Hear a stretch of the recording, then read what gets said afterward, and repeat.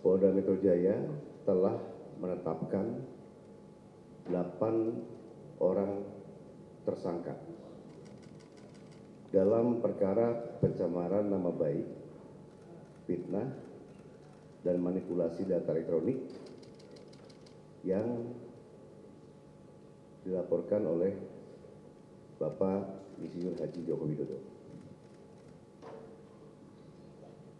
Penetapan ini dilakukan setelah melalui proses asistensi dan gelar perkara, di mana proses tersebut melibatkan ahli dan pengawas. Gelar perkara penetapan tersangka yang dilaksanakan di Direktorat Reserse Kriminal Umum juga melibatkan dari eksternal, ya, dari Wasda, dari Wasidik, ya, Propam, dan juga Bikum, dengan dukungan hasil penyidikan yang komprehensif, ilmiah, dan pemeriksaan berbagai ahli dari bidangnya masing-masing. Berdasarkan hasil penyidikan, kami menetapkan 8 orang sebagai tersangka yang kami bagi dalam 2 klaster. Antara lain, 5 tersangka dari klaster pertama yang terdiri atas Nama, ES, KTR, MRF, RE, dan DHL. Untuk tersangka dari klaster ini dikenakan pasal 310 dan atau pasal 311 dan atau pasal 160 KUHP dan atau pasal 27A junto pasal 45 ayat 4 dan atau pasal 28 ayat 2 junto pasal 45A ayat 2 Undang-Undang ITE. Untuk klaster kedua, ada 3 orang yang akan ditetapkan sebagai tersangka, antara lain atas nama RS, RHS, dan TT.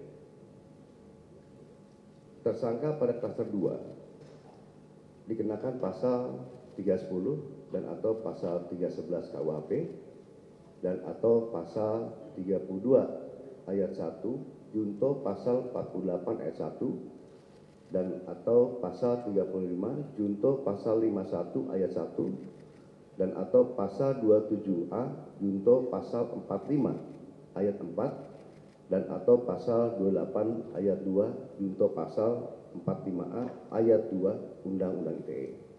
Dalam prosesnya, penyidik telah memeriksa 130 saksi dan 22 ahli dari berbagai bidang yang terdiri dari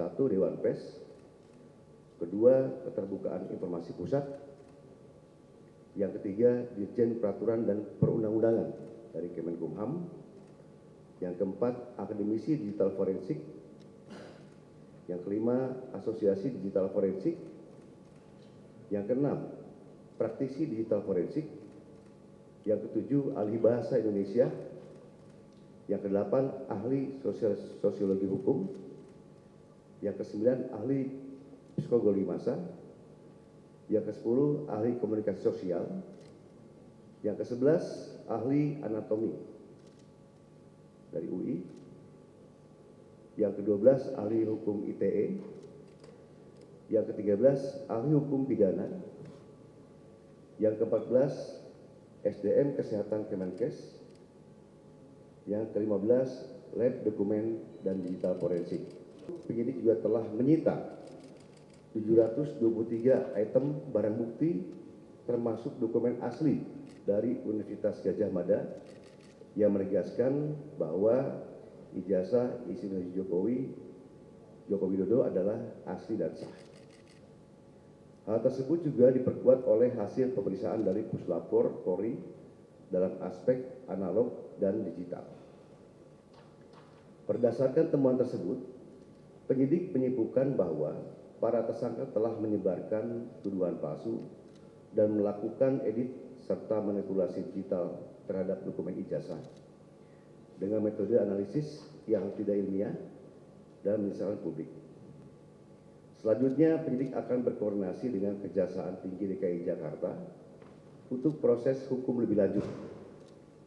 Pada kesempatan ini, kami tegaskan bahwa penanganan perkara yang kami lakukan murni proses penegakan hukum. Kemudian seluruh tahapan juga dilakukan secara profesional, proporsional, transparan, dan akuntabel.